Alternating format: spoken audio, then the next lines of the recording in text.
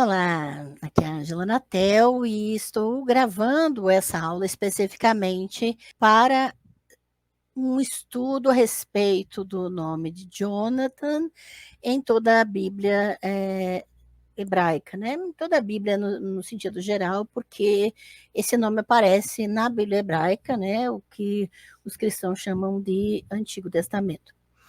Então eu fiz uma pesquisa exaustiva, ou seja, rastreei todas as ocorrências do nome na Bíblia hebraica, o sentido do nome especificamente. Eu preciso avisar que o nome Jonathan especificamente é uma junção, é um nome teofórico, ou seja, um nome que contém o nome de uma divindade dentro dele. Então começa com Iá, né? Ou Iê, né? Que é a abreviatura de Javé, e Natan, ok? E a Natan. E aí, Natan, especificamente, eu quero compartilhar a tela aqui com você, só para mostrar. Então, é um arquivo de 110 páginas do Word a respeito do termo Natan, né? E aqui, especificamente, nós temos o sentido desse verbo, e é um verbo associado ao sacrifício de crianças na Bíblia hebraica, tá? Porque Natan tem o sentido de dar, de oferecer, de doar, mas ele vai aparecer em textos muito específicos, no sentido de oferecer em sacrifício, de ofertar em sacrifício. Vai aparecer em Levítico 18, 21, em Levítico 20, 2, 3 e 4, Ezequiel 16, 21, e também 7, Miqueias 6, 7, tá bem? Mas é importante enfatizar que nenhum desses textos pode ser considerado como se referindo inequivocadamente ao ritual de matar. Então, a ideia do sacrifício esse verbo vai contemplar a semântica do oferecer, do ofertar, do dar em sacrifício. Mas não necessariamente ou sem equívoco se refere ao ritual específico do matar, ok?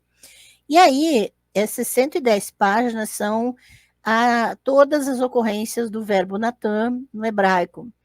Então, tem a referência, então vai ser fácil de você, né, buscar a referência, e o texto hebraico, tá bem?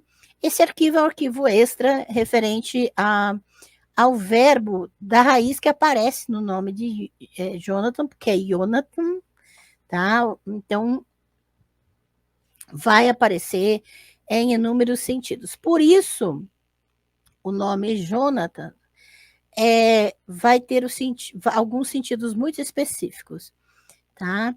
E agora eu quero projetar, eu preparei os slides para a gente passar em todas as referências relacionadas ao nome Jonathan, ok? Especificamente. Muito bem.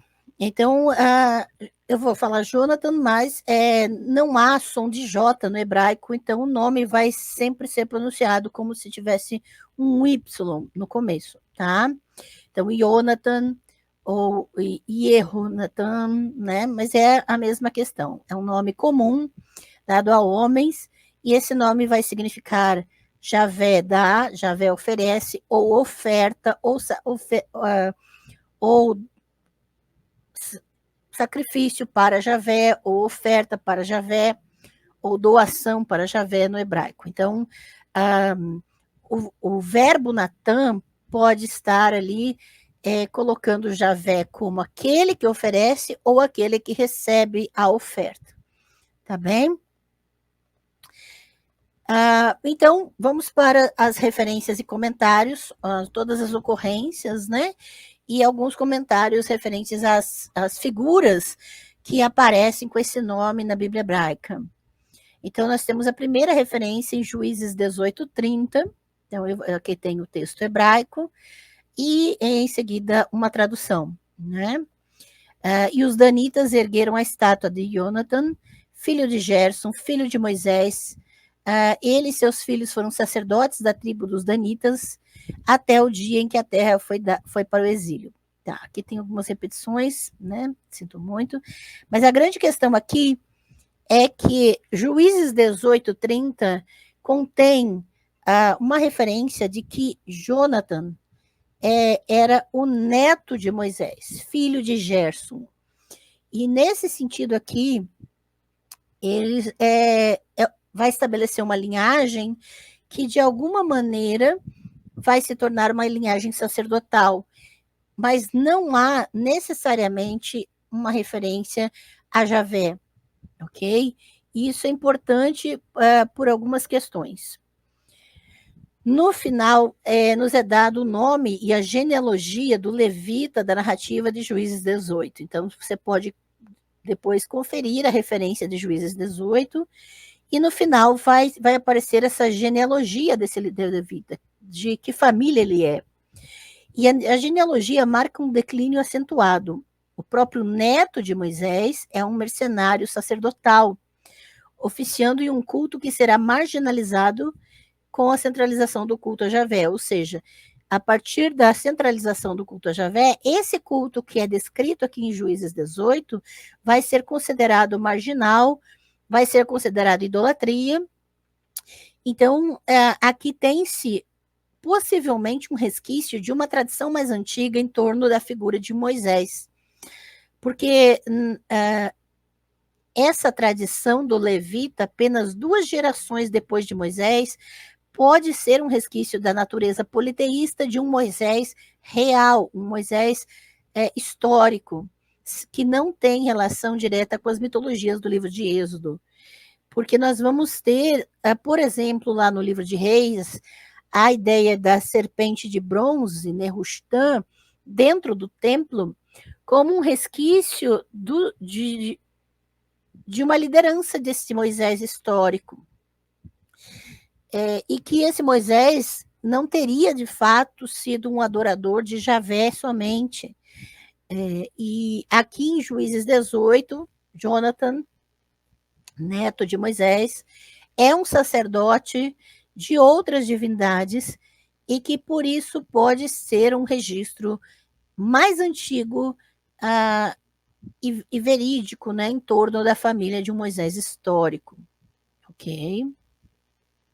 Eu falo sobre isso no curso de Zacarias, especificamente, tá? A referência ali é o exílio do Reino do Norte de Israel pelos assírios em 721 antes da Era Comum, o que significa que a história, pelo menos em sua formulação final, teve de ser composta após essa data, a menos que essa anotação final seja um acréscimo editorial posterior. Então, apenas uma observação quanto à data em que esse texto foi redigido. A próxima referência a uma figura chamada Jonathan é 1 Samuel 13:2. E Saul escolheu para si 3.000 homens de Israel, e 2.000 estavam com Saul em Micmas, e na região alta de Betel, e 1.000 estavam com Jonathan em Gibeá, Benjamim, e o restante do povo ele mandou embora, cada um para sua tenda. E aqui nós já temos as narrativas em torno da figura de Saul, especificamente Jonathan, como o nome de um de seus filhos. E aqui nós temos que ter sempre o cuidado de delimitar a diferença entre a narrativa, entre a elaboração ficcional, né, da família de Saul e o que poderia ser um indício histórico, né?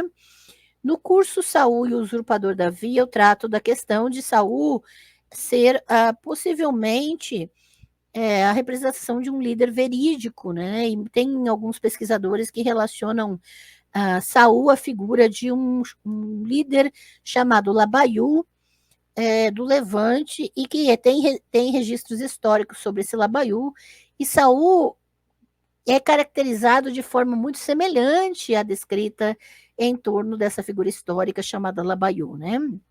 Um líder militar e que não era um rei de fato, e no próprio curso de Saul e o Usurpador Davi, eu aponto a questão de que nem na Bíblia hebraica Saul vai ser completamente chamado de rei, ele vai ser chamado como um líder, um chefe militar, o Nagid, né? E ele vai ser designado muito mais em torno da luta armada, representando um Javé mais antigo de tradição guerreira. Tá? Agora, em relação a seus filhos, na narrativa bíblica, não há como afirmar a historicidade da figura de Jonatas e dos demais filhos, porque essas figuras vão ter uma função muito específica nas narrativas em torno da figura de Davi. E por isso não há como provar a existência histórica desses filhos de Saul, ok? Próxima referência, especificamente, é de 1 Samuel 13:3, que vai falar: e Jonathan feriu o chefe filisteu que estava em Gibeá, e os filisteus ficaram sabendo disso. E Saul tocou o chifre de carneiro, o chofar, né, por toda a terra, dizendo: que os hebreus ouçam. Então, aqui nós vamos ter uma referência de como o Jonathan, na narrativa bíblica, se torna alguém que realiza os desejos do seu pai nas questões de luta armada. Ele é descrito, é caracterizado no texto bíblico como alguém corajoso, alguém que enfrenta os desafios, que cumpre objetivos importantes e que não se importa muito com regras sociais. Isso vai ser mostrado muito nas narrativas em torno da figura de Jonathan, ok? Jonathan matou o chefe filisteu, aqui especificamente nesse texto, e embora o hebraico use a expressão padrão para ferir alguém em batalha, o contexto da subserviência de Israel aos filisteus sugere que esse foi um ato de assassinato com a intenção de desencadear uma rebelião geral. Então, Jonathan entra na narrativa sem nenhuma introdução. Você vai verificar na Bíblia hebraica que ele aparece sendo citado em ação sem nenhuma explicação de quem ele é, exatamente, além de ser filho de Saul, né? Não há uma introdução a respeito dessa personagem, não há uma explicação específica sobre sua caracterização, além de suas ações da narrativa. O próprio rei Neófito parecia um homem bastante jovem, mas com a casualidade da cronologia característica do narrador bíblico. Então, de repente, Saul agora tem um filho adulto que não é introduzido desde o nascimento, que é simplesmente citado já entrando em ação. Tá? Então, por isso, muitos estudos que são feitos tentando caracterizar Jonathan desde sua tenra infância, isso são invenções, que o texto não contém essas informações, ok? No próprio versículo 4 vai dizer: Saul o matou, embora Jonathan tenha sido o assassino, que foi referido no texto anterior, Saul vai acabar sendo creditado por ele ser o líder político das forças rebeldes. Então, o crédito e a responsabilidade pelo ato de Jonathan vai cair sobre a figura de Saul, que é o chefe político e militar, tá bem? A própria referência que vai aparecer agora, no mesmo capítulo, no versículo 22, e diz assim: e assim no dia da batalha, nenhuma espada ou lança foi encontrada nas mãos de todas as tropas que estavam com Saul e Jonathan, mas nas mãos de Saul e Jonathan, seu filho. Então, as únicas armas, esse texto vai demonstrar o quanto o exército, esse grupo aqui, era precário, porque as armas que haviam eram somente as armas de Saul e Jonathan. O exército em si não tinha armas, não tinha espadas, não tinha lanças, tá?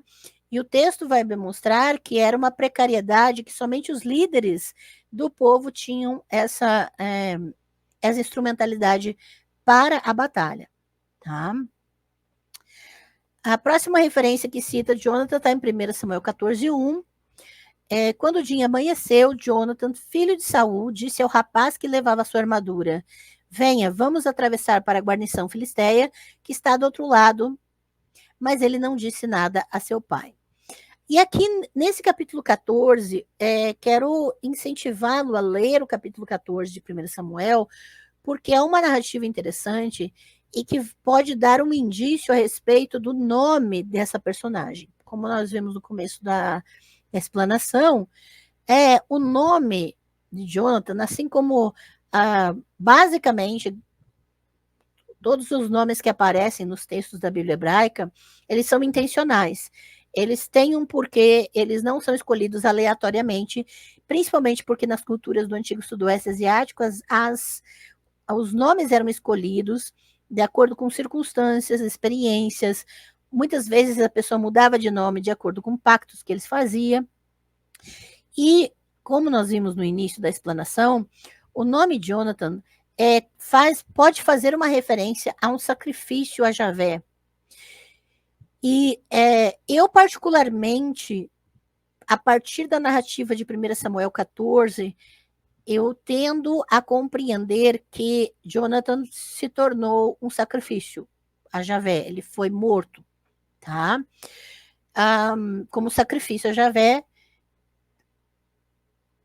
por várias questões. Primeiro, tem a questão da lei do sacrifício do primogênito, eu falo isso na playlist chamada Sacrifícios Humanos no meu canal, e que, a princípio, era uma lei de sacrifícios de crianças para Javé.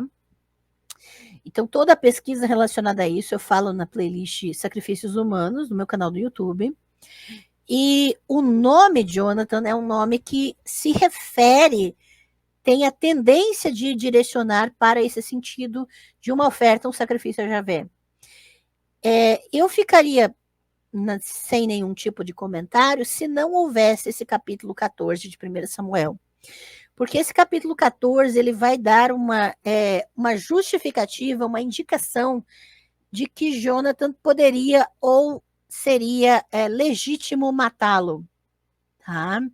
E é como se fosse uma narrativa justificando o nome dele, justificando esse sacrifício, ou de alguma maneira usando toda essa situação para posteriormente tornar Jonathan uma pessoa que deve passar adiante o reinado e não se tornar rei por direito, porque ele era o herdeiro do trono, ele deveria ser rei após Saul, e é como se ele não existisse, e o direito ao reinado fosse passado para Davi. E Jonathan vai fazer essa ponte. Todas as narrativas em torno de Jonathan vão apontar para o fato de que ele não vai ser rei. E a própria figura de Jonathan vai servir para fazer com que Davi seja visto como um rei legítimo. Tá? Então, é uma personagem muito intencional aqui no texto, e que merece esse tipo de atenção.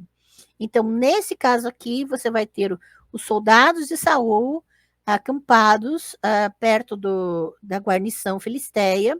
Eles não atacam, não seguem avante, mas Jonathan simplesmente pega o seu escudeiro, a pessoa que carrega a sua armadura, e diz, vamos lá, e não avisa o pai que vai lá. Tá bem?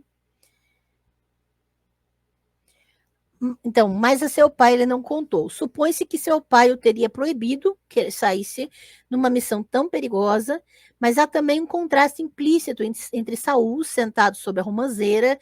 Saul vai ser descrito nesse capítulo como um rei passivo, que não vai enfrentar o desafio que deve enfrentar, em contraste com a figura de Jonathan, né?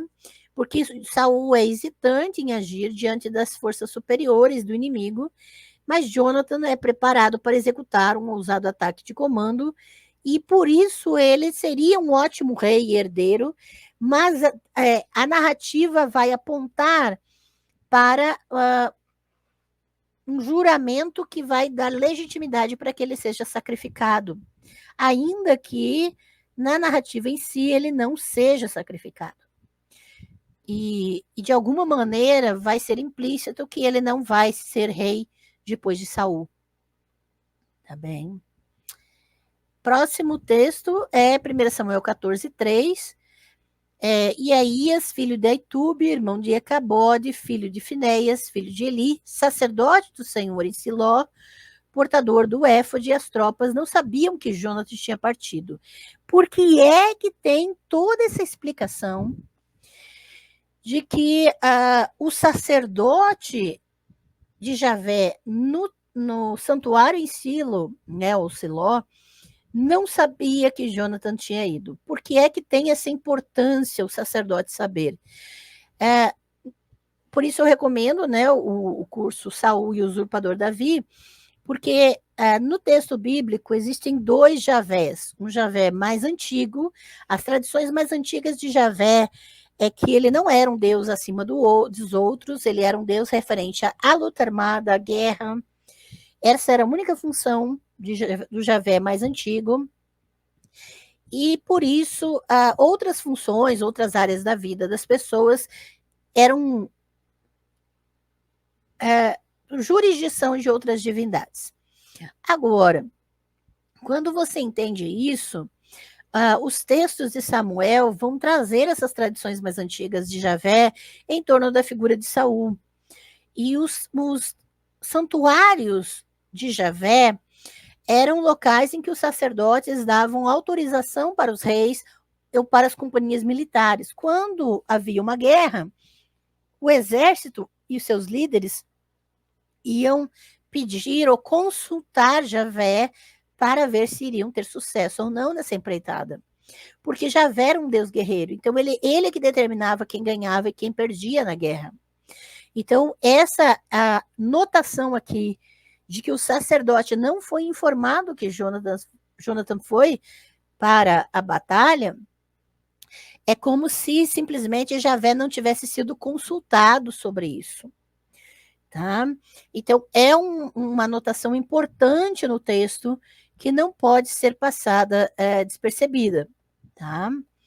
A genealogia aqui vai lançar uma certa luz também suspeita sobre Saul, o sacerdote que o acompanha no campo de batalha, em cujo prognóstico ele confia, vai pertencer à casa destruída e rejeitada de Eli. E aí você vai precisar olhar lá no começo, os primeiros capítulos de 1 Samuel, que mostram que a casa do sacerdote Eli foi destruída. E são os descendentes de Eli que estão acompanhando Saul no campo de batalha e que devem ser consultados. Mas essa ideia da consulta a Javé tem que ser um sacerdote que Javé não tenha rejeitado, tá? E também é portador do éfode. O éfode, só para você saber se é que não tem essa informação, né? Era o colete sacerdotal. E é interessante que nesse texto aqui vai haver um paralelo entre aquele que porta a armadura, né? E aquele que porta o éfode, que é colete sacerdotal. E, novamente, o contraste entre Saul, né, que confia na adivinhação, porque o sacerdote usava um éfode com pedras de adivinhação, e Jonathan, que confia em suas armas. Então, vai haver esse paralelo novamente aqui, especificamente. Tá bem? O próximo texto do mesmo capítulo, versículo 4, e na passagem pela qual Jonathan procurava atravessar para a guarnição filisteia, havia um penhasco rochoso de um lado e do outro lado, e o nome de um era Bozes e o nome do outro Sené. E aqui, novamente, a sequência da narrativa do capítulo 14, né, que Jonathan estava tentando atravessar uma passagem de um penhasco, tá? Para chegar na guarnição dos filisteus. A passagem pela qual Jonathan tentava atravessar, né? Os filisteus e os israelitas estão acampados no topo de duas colinas íngremes, um diante do outro, com um profundo barranco entre eles. Jonathan e seu escudeiro conseguem descer a encosta sem serem vistos, abrigando-se para se proteger entre os penhascos e sob as saliências. Mas Jonathan percebe que vai haver um momento de verdade nessa tática, pois quando chegarem ao chão do barranco, eles vão ficar expostos, né? Isso vai aparecer no versículo 8, expostos ao posto dos filisteus, de observação, né? E aí é uma narrativa que mostra a estratégia dele, a consciência geográfica dele, de exposição que vai determinar a estratégia que ele vai assumir nessa empreitada. 1 Samuel 14:12 fala, e os homens da guarnição falaram a Jonathan e ao seu escudeiro, portador da armadura, e disseram, venham até nós e nós lhe ensinaremos algo. E Jonathan disse ao seu escudeiro, portador da armadura, suba atrás de mim, pois Javé os entregou nas mãos de Israel. E Jonathan teve certeza de que, por eles terem chamado eles, Javé estava entregando eles na mão deles. Então, mesmo que fossem mais homens, Jonathan é caracterizado aqui como alguém sem medo, alguém estratégico, que vai adiante e entende a estratégia, mesmo sem ter pedido autorização para o próprio Javé. Tá bem? Em 1 Samuel 14:13, né, e Jonathan subiu sobre as mãos e os joelhos com o seu escudeiro atrás dele, e eles caíram diante de Jonathan com seu escudeiro acabando com eles atrás dele. Então, ele vai seguindo em frente e atacando a guarnição, e o seu escudeiro atrás dele, terminando de matá-los, né, atrás de Jonathan, e assim é que se dá a estratégia dele. Jonathan subiu com as mãos e os joelhos, embora não seja fácil reconstruir a tática, né, exata, de surpresa, né, a partir dessas descrições.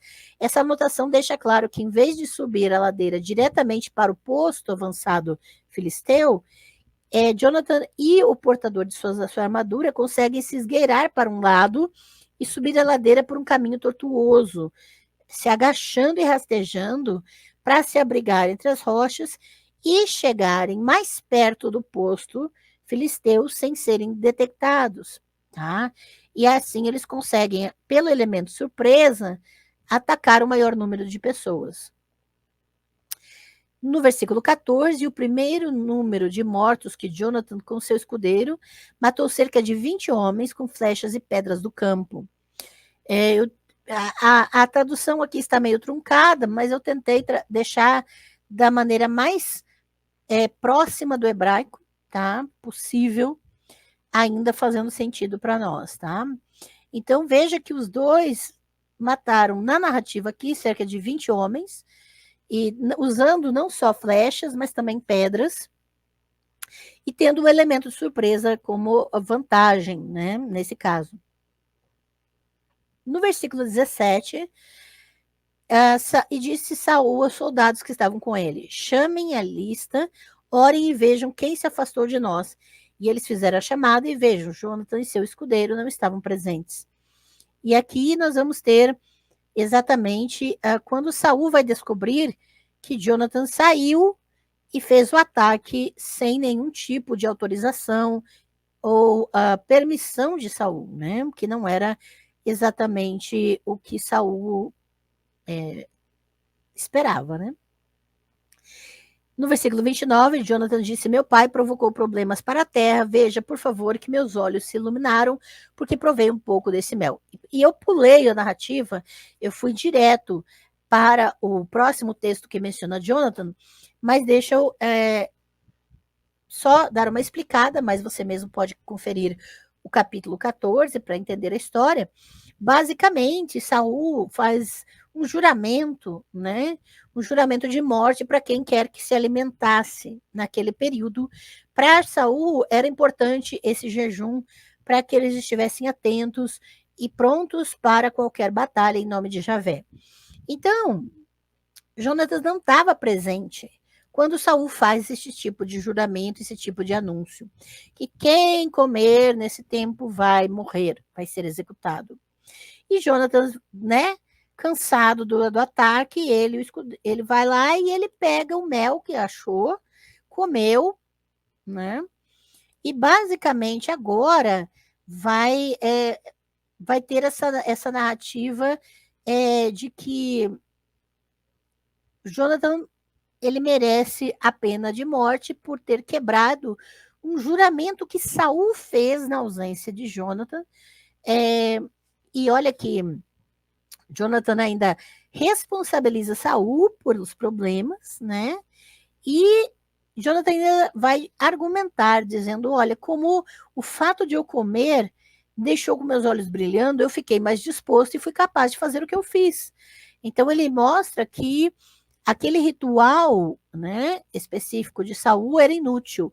E essa é mais um argumento que pode se utilizar para a questão de que Jonathan é um personagem inventado. Porque ele vai estar o tempo todo em torno de Saul, como se a existência de Jonathan vai constantemente lembrar o leitor desse texto de que Saul não merece o trono, de que Saul não é apto, de que tudo que Saul faz é inútil ou impensado. Então veja que a presença de Jonathan vai sempre destacar, contrastar isso. Para quê? Para que o leitor desse texto seja direcionado a ser menos receptivo para Saul, e quando Davi aparece na narrativa, o leitor está receptivo para que Davi assuma o lugar de Saul. É uma forma de manipulação da expectativa do leitor e também de ganhar o público, né?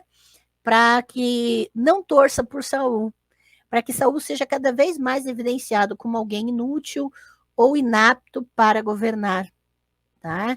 Então, isso realmente, se você prestar atenção na figura de Jonathan, ele vai servir muito para isso, para desmoralizar Saul, direta ou indiretamente, ok? O verbo akar, que é usado aqui, é duplamente importante. Etimologicamente, ele significa enlamear, como em lama num lago. Portanto, aqui é uma antítese à iluminação dos olhos. Então, é como se Saul enlameou a terra e o mel iluminou os olhos de Jonathan. Então, tem essa antítese, essa oposição aqui, tá? E é também o verbo e aqui é outro ponto importante que parece conectar a narrativa de Jonathan ao sacrifício humano. Porque esse verbo aqui que aparece na boca de Jonathan é o mesmo verbo que Jefté invoca quando vê que foi sua filha que saiu para cumprimentá-lo em Juízes 11:35, e você se juntou aos meus perturbadores. O verbo ali é o mesmo que é usado aqui, e o verbo hebraico, né? E nós sabemos que na história de Juízes 11, Jefté, por causa do fato da filha dele ter vindo cumprimentá-lo, ele tem que cumprir um voto e sacrificar a sua filha. Então, nós temos aqui o paralelo perfeito de Juízes 11, em que Jefté sacrifica sua filha, por causa de um voto que ele fez a Javé, a ideia de Saul tendo feito um voto, tendo feito um juramento e tendo que sacrificar o seu filho Jonathan. Então, essa figura aqui é como se ele fosse destinado realmente ao sacrifício, destinado à morte, tá bem? Então, o eco estabelece uma rede de ligações intertextuais com a história de Jefté. Aqui também um pai, que é um líder militar, assim como Jefté, procura influenciar o resultado da batalha por meio de um voto precipitado, que é uma sentença de morte involuntária para seu próprio filho.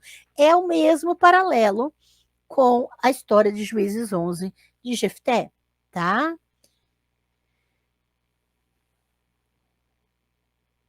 Aí nós temos no versículo 41, Saul disse: Senhor, Deus de Israel, por que o Senhor não respondeu ao seu servo hoje?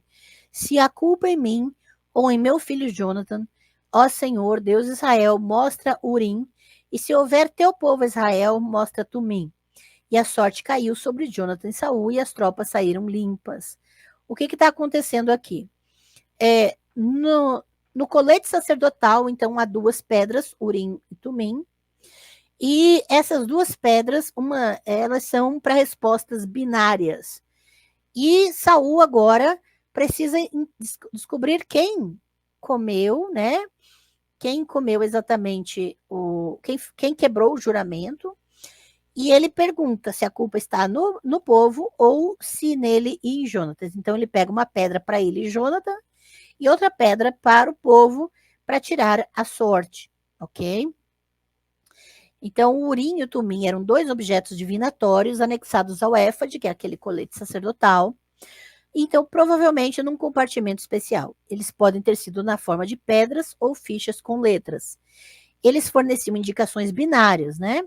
Então, assim, a pergunta dirigida ao oráculo tinha de assumir uma oposição, que pode ter sido enfatizada pelo fato de que Urim e Tumim começam, respectivamente, com a primeira e a última letra do alfabeto hebraico. Então, Urim começa com Aleph, a primeira letra do alfabeto hebraico, e o Tumim começa com Tav, a última letra do alfabeto hebraico. E vão responder de forma binária por sorteio. Tá? No texto que segue, diz que a sorte caiu sobre Jonathan e Saul. É Jonathan, não Jonatas, tá? No português vai variar, mas é sempre Jonathan, ok? Que é Jonathan. A mesma expressão de ser pego pela sorte, que foi usada para a eleição de Saul, se repete aqui na devolução da maldição sobre Jonathan. E é importante lembrar que 1 Samuel 8, no início você vai ter a escolha de Saul como rei, vai também ter esse sorteio. E é a mesma expressão que cai aqui especificamente para Jonathan e ele, né? Muito bem, 1 Samuel 14:42, e Saul disse: lance entre mim e meu filho Jonathan. Quando a sorte cai sobre ele e o filho, agora ele usa as 2 pedras para saber se foi ele ou o filho. E a sorte caiu sobre Jonathan. Então, lance entre mim e Jonathan. Como o Urim e o Tumim podem fornecer apenas respostas binárias, tem que jogar novamente para ter essas 2 outras alternativas e obter a resposta exata, tá bem? No 14:43 vai ter Saul disse: diga-me o que você fez. E Jonathan lhe contou e disse: de fato, eu provei da ponta do cajado que estava em minha mão um pouco de mel. Aqui estou eu, pronto para morrer. E aí nós temos a ideia, né, a legitimidade da ideia do sacrifício, ok? Jonathan começa admitindo clara e enfaticamente a responsabilidade, usando o infinitivo absoluto pelo verbo, né? Provei, provei. Literalmente ele repete, né?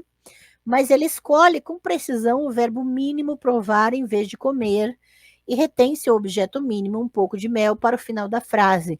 Então, a construção da fala dele é como se ele estivesse disfarçando a gravidade do que ele fez, tá? Ou a inteireza do que ele fez. No 44, Saul disse que Deus me faça o mesmo e ainda mais, pois Jonathan está condenado a morrer. Veja aqui que esse capítulo é um capítulo completamente dedicado a estabelecer a legitimidade da morte de Jonathan. Por isso, o nome dele tem toda a relação com esse capítulo. E por isso, a figura dele é mais provavelmente construída para enfatizar que Davi é que deve ser o próximo rei, não ele. O próximo texto, 45, e as tropas disseram a Saul: porventura morrerá Jonathan, que fez esse grande resgate em Israel? Não permita Javé, vive, que um só fio de cabelo da sua cabeça caia no chão, pois foi com Deus que ele operou esse dia. E as tropas salvaram Jonathan e ele não morreu. E aí você vai ter uma reviravolta na narrativa de que o povo não queria que Jonathan morresse. E, queira ou não, esse é mais um reforço da inutilidade de Saul. Veja que a promessa, o juramento de um rei, de um líder militar, como Saul, foi simplesmente ignorado por causa da voz do povo. Então, isso já é um prenúncio de que Saul não tem legitimidade mais, de que o povo é que vai decidir quem vai ser o próximo rei. E por isso, quando Davi for uma personagem proeminente na narrativa, e o povo estiver do lado de Davi, quem está lendo essa narrativa não vai ter problema nenhum em aceitar isso. Aqui já é um prenúncio disso. Como vários comentaristas observaram, essa é uma inversão exata do incidente após a vitória de Saul sobre Naás, em que as tropas tentaram matar os dissidentes e Saul salvou suas vidas. Agora ele se tornou um autocrata severo e a popularidade bem merecida de seu filho com as tropas salva o príncipe. E aí você vê novamente esse contraste. Saul é retratado como um autocrata e o povo é que salva o líder que eles escolhem. Isso vai ser um prenúncio, sim, da escolha e legitimação do rei Davi posteriormente. Em 1449, os filhos de Saul eram Jonathan, Isvi, Malquissua, e os nomes de suas filhas, Merabe, a primogênita, e Milcal, a menor. Né? E, novamente, Mical vai se tornar também outro elemento narrativo para legitimar Davi como rei, porque ela vai ser dada em casamento a Davi, e, de alguma maneira, Davi entra para a família do rei, né? Do líder militar. Toda essa notícia sobre a família de Saul e suas conquistas é colocado como um marcador formal de conclusão do corpo da história de Saul.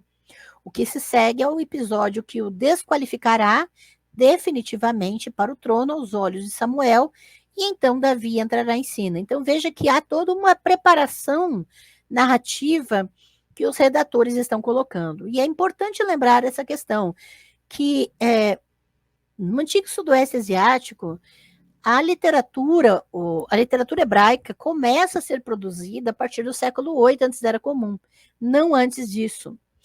E outra questão importante é que a escrita era privilégio de pouquíssimas pessoas da sociedade, e a maior parte da população, inclusive os reis, não sabiam ler.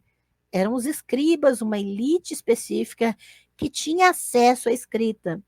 E o material de escrita também não era muito acessível. Então, quando há uma narrativa desses textos antigos, a gente tem que sempre lembrar disso, porque as escolhas são muito precisas. Nada é escrito por acaso, nada é escrito, não tinha o que colocar, colocou isso. Não, tudo é muito bem escolhido exatamente por causa da escassez do que se tinha à disposição para escrever e registrar. Mas esses registros é que vão legitimar a história posteriormente, ok?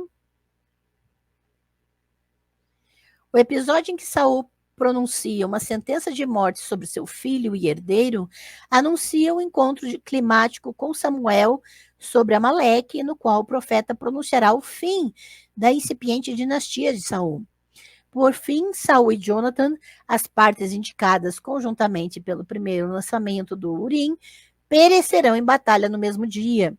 E isso é um prenúncio, né, de que Saul, na verdade, Shaul em hebraico, né, que tem relação com o verbo consultar e também tem relação com o Sheol, o mundo dos mortos, e Jonathan, ou sacrifício para Javé, os dois, ambos relacionados à morte, têm os seus nomes, né, tem alguma relação com a morte, com o sacrifício, ou com o mundo dos mortos, vão ter um destino já determinado, que a sua família não vai permanecer no governo, ok?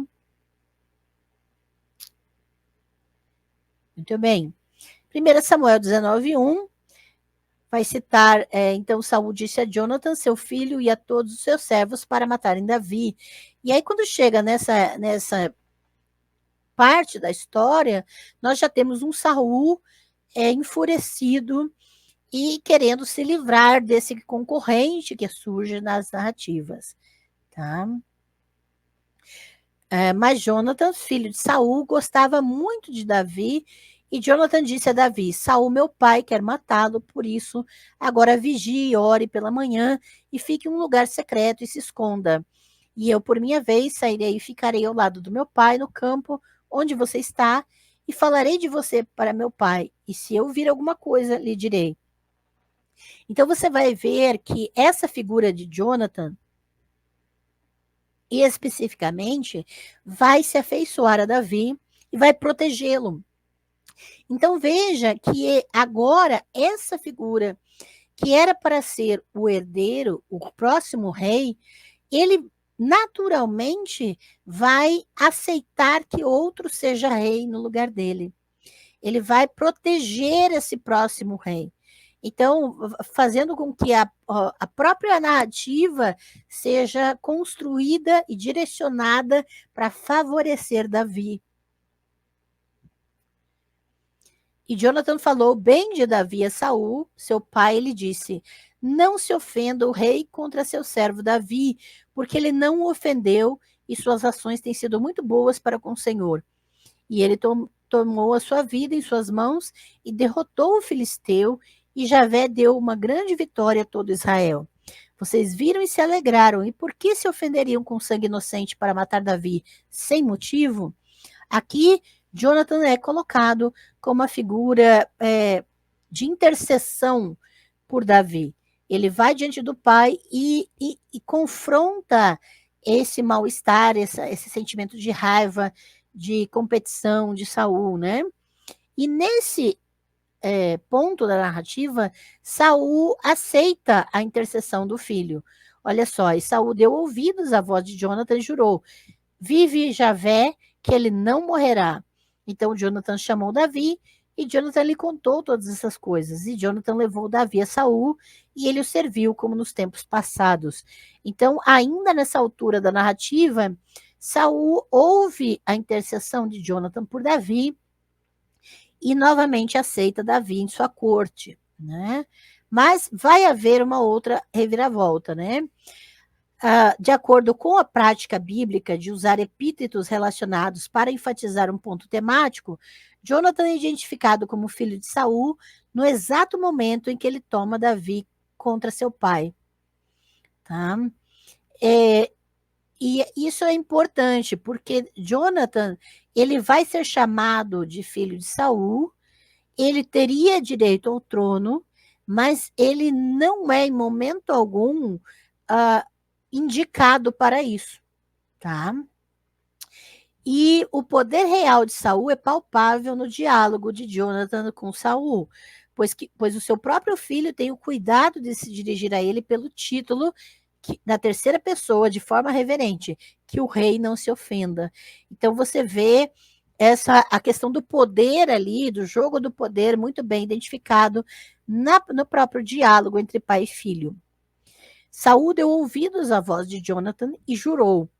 A paranoia e as explosões descontroladas de Saul, que são evidenciadas exatamente para que o leitor tenha rejeição contra Saul, né?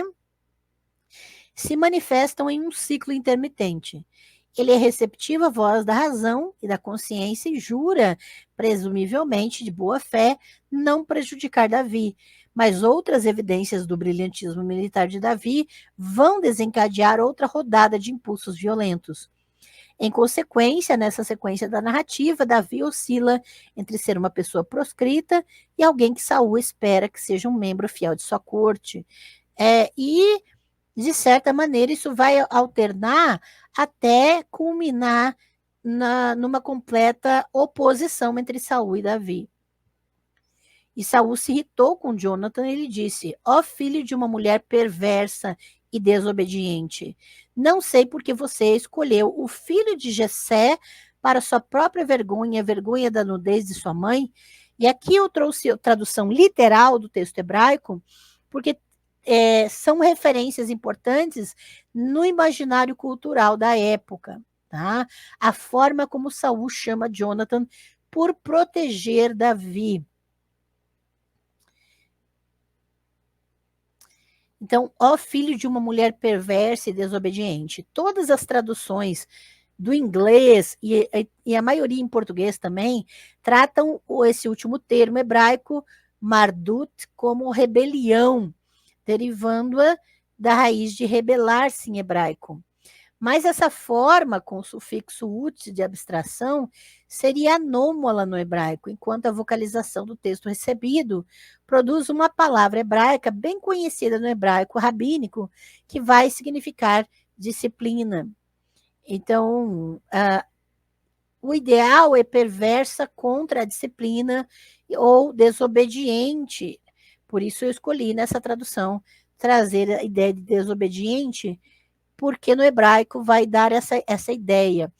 Então, é uma forma de marginalizar a mãe de Jonathan.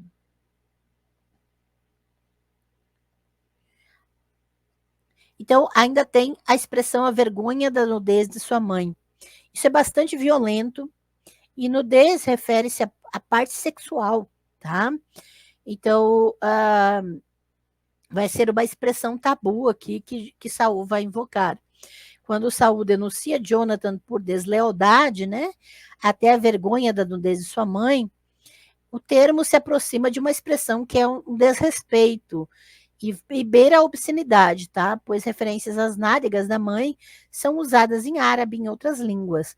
Então ele está realmente trazendo uma obscenidade, quase falando um filho da puta para ele, tá? É basicamente esse peso do termo da expressão que Saul fala para Jonathan por causa da proteção de Jonathan por Davi, né?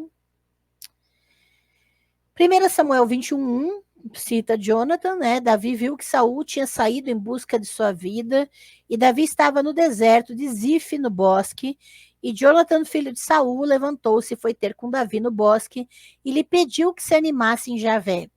E disse-lhe: Não temas, porque a mão de Saul, meu pai, não te encontrará, não o encontrará, e você será rei sobre Israel, e eu, de minha parte, serei seu vice-rei, e até Saul, meu pai, sabe disso. E aqui é um texto muito interessante, porque Jonathan coloca Davi acima dele, tá? Acima de todos, né? Como se fosse um rei legítimo, e Jonathan cita como se ele pudesse reinar junto com Davi, mas Davi sendo seu superior. Tá? E, de certa forma, isso sai dos padrões, né, de que um filho legítimo de um rei possa ser o vice-rei de um outro homem que não é legítimo. Ok? Então, essa é mais uma justificativa, um argumento a favor de que a figura de Jonathan existe na narrativa para fortalecer e legitimar o direito de Davi sobre o trono. Eu, de minha parte, serei seu vice-rei. Então, pela segunda vez, Jonathan faz um pacto com Davi, no qual ele admite que é Davi quem herdará o trono. Veja que há uma legitimação nesse discurso.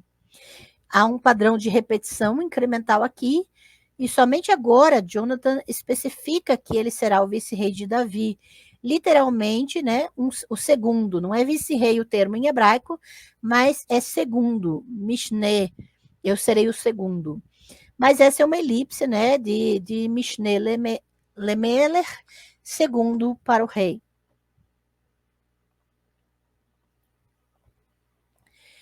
O fiel Jonathan persiste em sua ingenuidade, imaginando que poderá servir como vice-rei seu amigo, que também é o homem destinado à dinastia que Saul teria estabelecido. Esse episódio tem uma plausibilidade narrativa.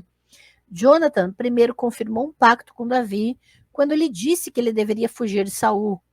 Agora, sem dúvida, com algum risco para si mesmo, ele é impelido a procurar o fugitivo e sitiado Davi para lhe assegurar a sua lealdade contínua e encorajá-lo em sua adversidade. Mais uma vez, como é característico, a resposta de Davi a Jonathan não é relatada. É interessante que em todas as vezes que Jonathan fala coisas para Davi, na narrativa não há resposta de Davi para Jonathan. Então, é mais um reforço de que a existência dessa personagem está ali para legitimar Davi. Não há uma interação entre eles necessariamente. É Jonathan que fica reforçando essa legitimidade de Davi no trono. Aí nós temos 1 Samuel 23, 18.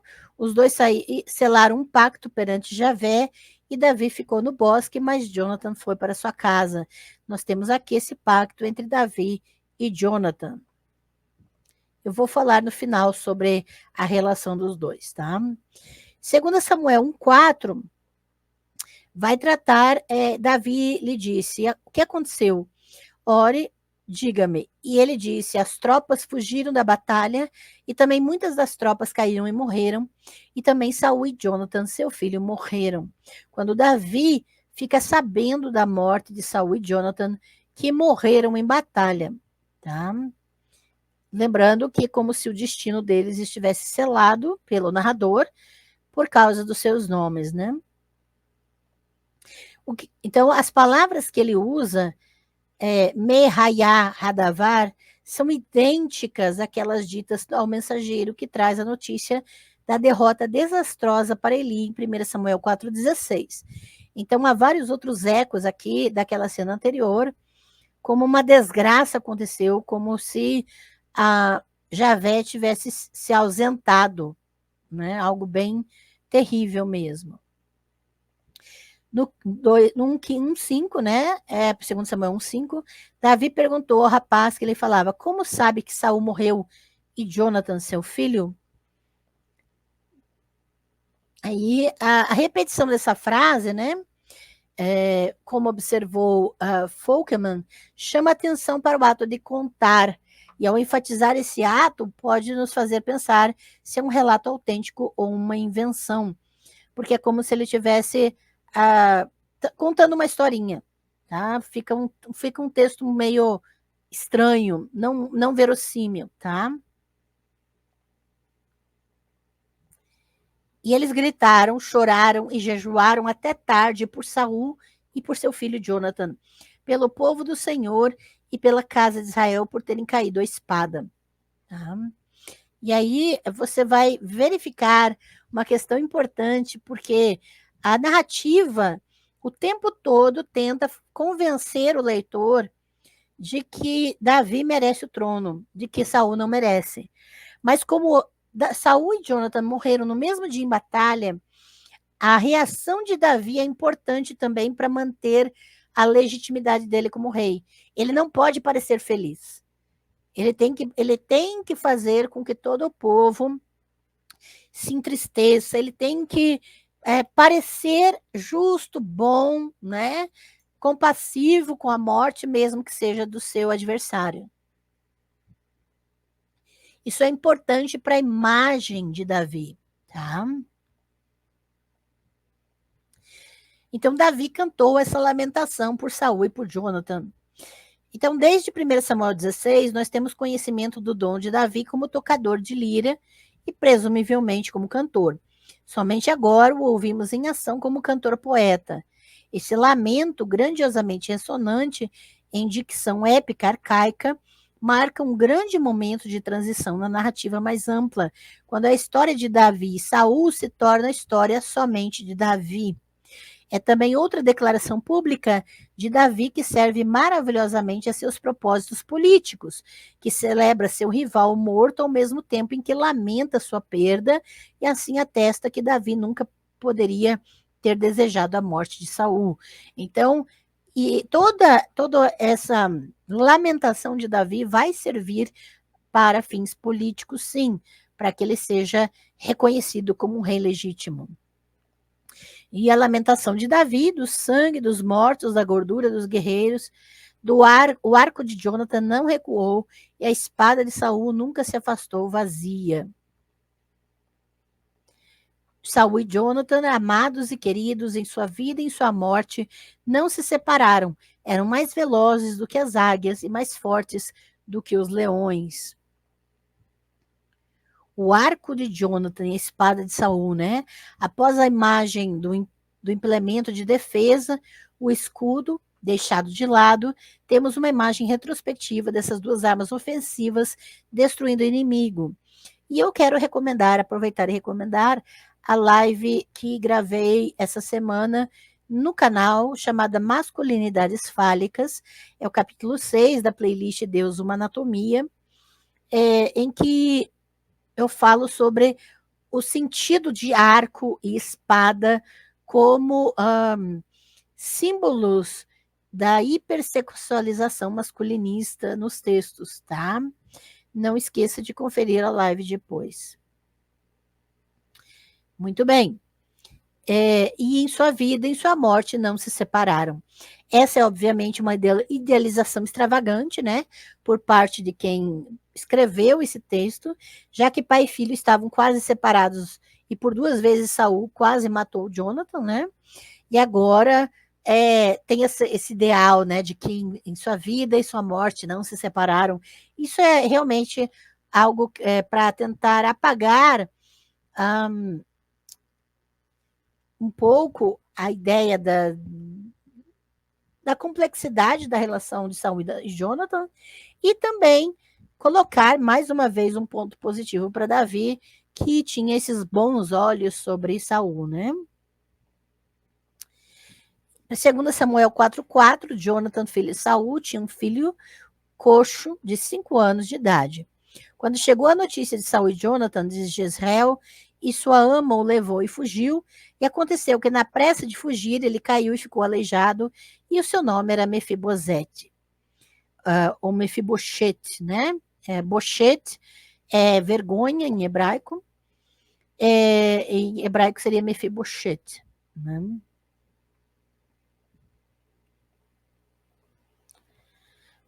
Então, a observação é inserida aqui para deixar claro que após o assassinato de Ish-Bosheth, não restará nenhum herdeiro adequado da casa de Saul, pois o único neto sobrevivente de Saul é aleijado. E aqui é interessante a questão dos nomes, porque Ish-Bosheth é homem da vergonha, o nome dele antes era Ishbaal, homem de Baal, e foi mudado o nome dele para Isbosheth, para homem da vergonha, da mesma maneira que Mefibaal se torna Mefibosheth. Substitui o nome de Baal no nome dele para vergonha, tá?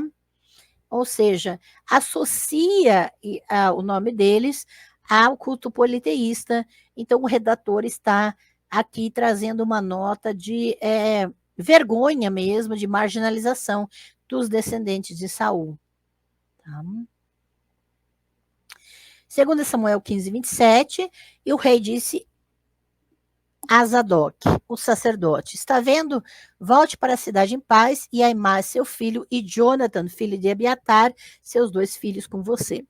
Quando chega em 2 Samuel 15, nós temos uma outra personagem chamada Jonathan, e nós descobrimos que o filho do sacerdote Abiatar se chama Jonathan.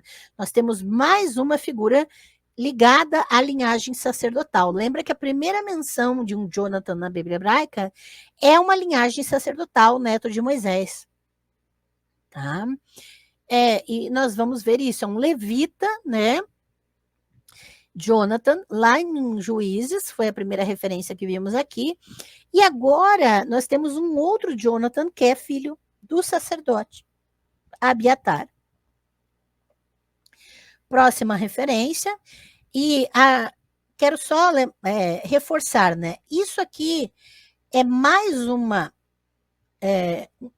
ideia, mais um argumento de que esse nome se refere a uma criança destinada a ser sacrificada para Javé, tá? Porque nós estamos vendo que figuras, filhos de líderes ou filhos de sacerdotes, têm esse nome, e por isso podem ser figuras que são consagradas a Javé ou de alguma maneira até destinadas a serem sacrificadas. Tá?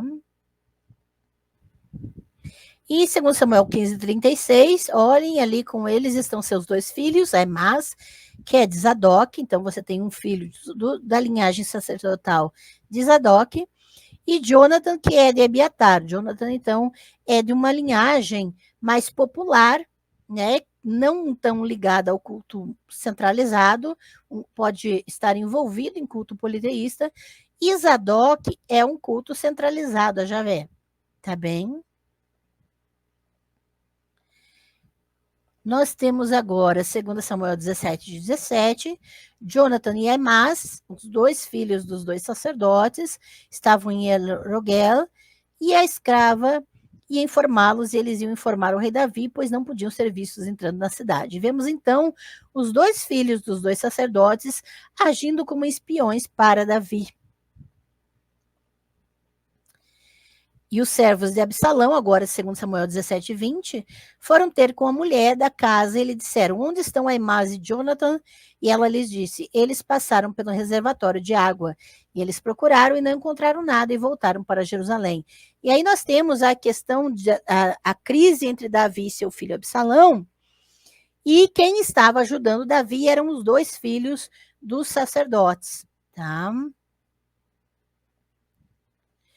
Segundo Samuel 21:14, e enterraram os ossos de Saul e Jonathan, seu filho, no território de Benjamim, em Zela, no túmulo de Quis, seu pai, e fizeram tudo o que o rei havia ordenado, e Deus concedeu o pedido da terra.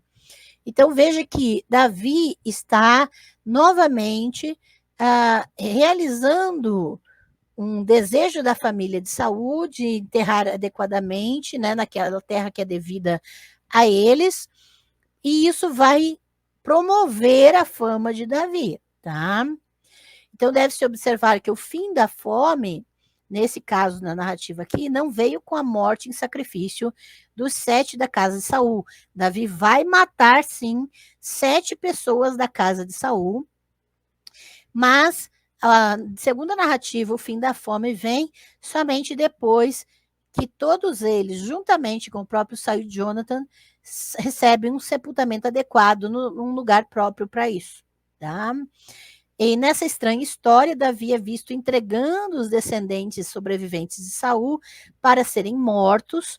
Então aqui há um sacrifício humano de 7 pessoas da casa de Saul para que a fome na terra acabe, mas também então esses sacrifícios são justificados para o bem urgente da nação, e após ele prestar um respeito póstumo à linhagem de Saul. Então é algo que vai além da nossa própria compreensão cultural, tá?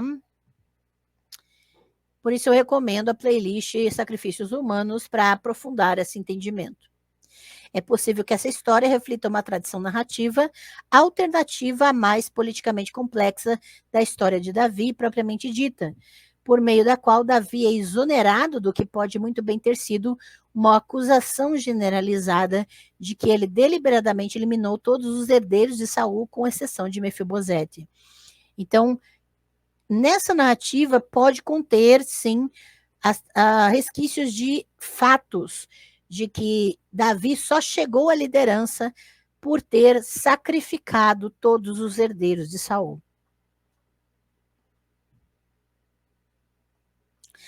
1 Reis 1:42 também cita o nome, e ele ainda estava falando quando eis que chegou Jonathan, filho de Abiatar, né, o filho do sacerdote, e da Adonias disse: venha, pois você é um homem valente e deve trazer boas novas. Você vai ver que a linhagem sacerdotal continua a serviço do filho de Davi, né, Adonias. A primeira palavra de Jonathan, ai de mim, mostra como Adonias estava enganado, né, ele não é tão valente assim. E em seguida nós temos 1 Reis 1:43, e Jonathan respondeu e disse a Adonias: infelizmente o rei Davi, nosso senhor Davi, nosso senhor, fez Salomão rei. E você vai ver então no embate da competição entre os filhos de Davi pelo trono, entre Salomão e Adonias, que Jonathan vai estar tomando uma posição específica ao lado de Adonias, tá? Então, Jonathan começa com as más notícias, depois detalha as circunstâncias para torná-las ainda piores. Ele imediatamente identifica Davi como nosso senhor, admitindo, afinal de contas, Davi mantém a autoridade de um monarca para determinar seu sucessor, tá? Então, em última instância, esse Jonathan, filho do sacerdote Abiatar, ele responde a Davi, tá? A 1 Crônicas 2:33, e agora quando a gente chega nos textos de Crônicas, Esdras e Neemias, esses textos são do período asmoneu, do período lá posterior dos Macabeus, tá? Eu trato do texto de Crônicas, Esdras e Neemias no curso Esdras e Neemias, Monoculturas de Destruição, tá? A parte da época e de por que esses textos acabam citando Davi e essas figuras em torno dele. Porque no período pós-exílico, lá no período asmoneu, não há mais monarquia. Então, qual a justificativa para essa ideologia de Davi aqui nesses textos? Isso eu vou tratar no curso Esdras e Neemias, tá bem? 1 Crônicas 2:33 vai citar, e os filhos de Jonathan, Peleg e Zaza, foram os filhos de Jerameel, né? Então vão citar especificamente as genealogias das linhagens importantes. 1 Crônicas 10:2, e os filisteus seguiram Saul e seus filhos, e os filisteus feriram Jonathan, Abinadab, Malquissua, filhos de Saul. Então você vai ter o relato da morte, né, de Saul e seus filhos em campo de batalha pelos filisteus. E os filhos, 1 Crônicas 11:34, e os filhos de Hashem, o Gizonita, Jonathan, filho de Ságio, Hararita. E aí nós temos outro Jonathan, né, numa linhagem específica, para você ver que esse nome também ocorria em outras personagens não desenvolvidas nos textos bíblicos. 1 Crônicas 27:32, e Jonathan, tio de Davi, olha que tem um outro Jonathan aqui, que era da família de Davi, era conselheiro, homem perspicaz e escriba. Ele e Jeiel, filho de Racmone, estavam com os filhos do rei. Então nós temos um outro Jonathan aqui na família de Davi. 2 Crônicas 17:8, e com eles estavam os levitas Semaías, Netaías, Zebadias, Azael, Semiramote, Jonathan, Adonias, Tobias, Tobadonias e os levitas, e com eles Elisama, Jorão e os sacerdotes. Tá? E é importante porque Crônicas vai trazer as linhagens importantes para a ideologia asmoneia, né? Em Esdras 8:6 vai citar um Jonathan também, tá? Dos filhos de Adin e Ebed, filho de Jonathan. Então, vai haver uma linhagem importante em Esdras 8. Em Esdras 10 vai ter uma nova citação, Jonathan, filho de Azael, e Jazias, filho de Tikvá, se levantaram para isso, e Mesulão e Sibatá e o Levita os ajudaram.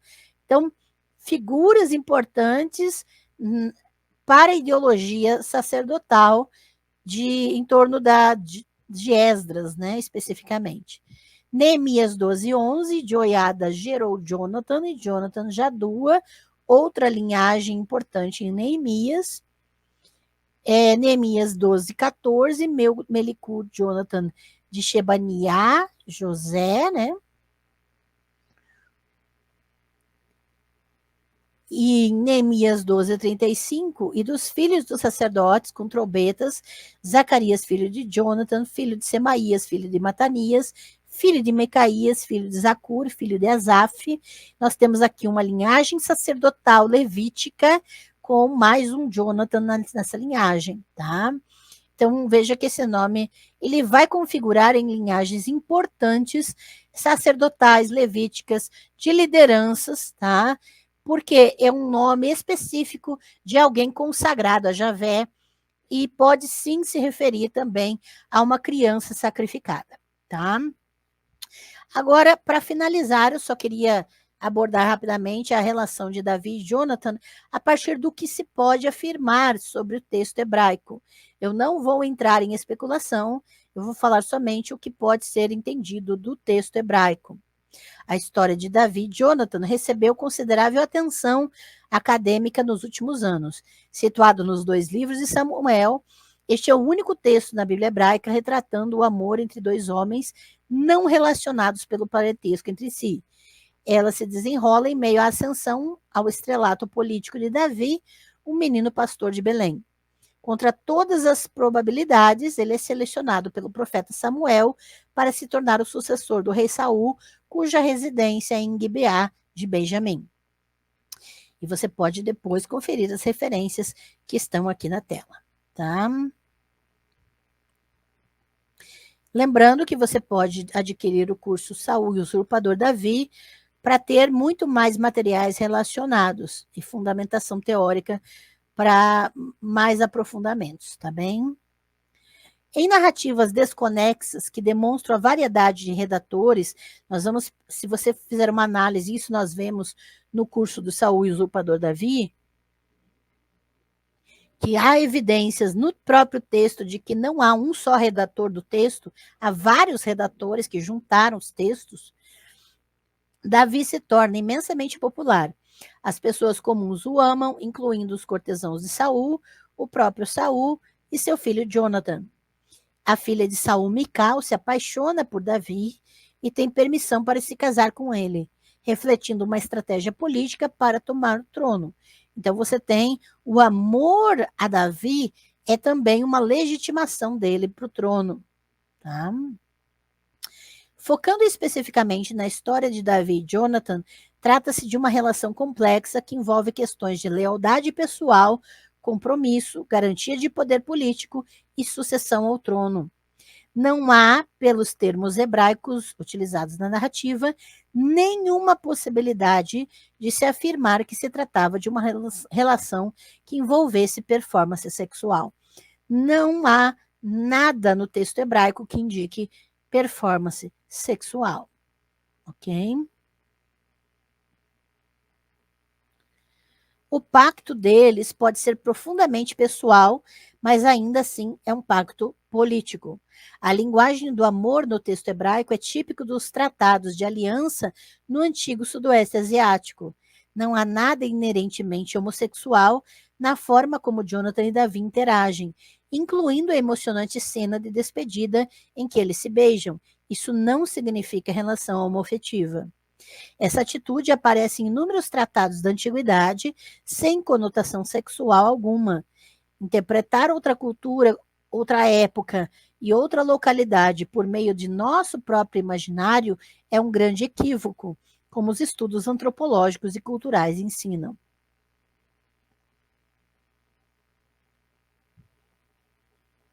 Leitores modernos podem ser condicionados a ver o homoerotismo na história de forma mais facilmente do que os antigos. Um lembrete do processo massivo de sexualização que ocorreu no mundo ocidental durante o século XIX e o século XX. Nesse contexto, Theodore Jennings aponta que a profunda diferença entre a forma como as quais as relações homoeróticas eram retratadas na antiguidade e suas representações no final do período moderno. Então, há diferentes maneiras de se retratar as realidades. Então, a gente não pode interpretar textos antigos como se eles estivessem se referindo às mesmas coisas no nosso contexto. Tá? Então, para os redatores, é importantíssimo enfatizar que Jonathan considerava a vida de Davi como a sua própria vida, assim abrindo mão de seu direito ao trono, o trono de seu pai, favorecendo o mito da dinastia davídica. Então, o redator do texto vai utilizar Jonathan para isso. E também eu vou falar sobre esse mito da dinastia davídica no curso de Esdras e Neemias, tá? Aqueles que se dizem exegetas dizem conhecer os textos e termos hebraicos antigos e seu sentido no contexto da antiguidade, e ainda assim insistem em projetar para dentro dessas narrativas o conceito de relação homoafetiva, além de fundamentar-se em desonestidade intelectual, apenas repetem o padrão de manipulação dos textos bíblicos para seus objetivos ideológicos, como fazem os fundamentalistas. Então, progressistas que usam o texto de Davi e Jonathan para defender que se trata de uma relação homoafetiva estão agindo da mesma forma que os fundamentalistas, enfiando no texto o que não está lá, ok? E aqui eu vou projetar as referências bibliográficas principais que eu utilizei para essa pesquisa e que você pode dar pausa, né, e verificar, pesquisar por si, as fontes, colocando nas suas redes de busca, para verificar as informações e ter todo o embasamento necessário. tá? E eu espero que atenda às suas necessidades, seus questionamentos, e vou colocar no Drive, então, a pesquisa sobre o verbo Natan, já que o nome Jonathan é Natan, Javé Natan, né? Javé e o verbo Natan. Então, toda essa pesquisa que eu fiz nas referências do verbo Natan, todas as ocorrências desse verbo na Bíblia hebraica, eu vou colocar no Drive aqui junto, para que você acesse e tenha a sua própria pesquisa para ser feita, tá bem? Então, muito obrigada pela confiança em meu trabalho. Seja muito bem-vindo a adquirir os cursos e aproveite as playlists lá no meu canal. Um grande abraço e até a próxima.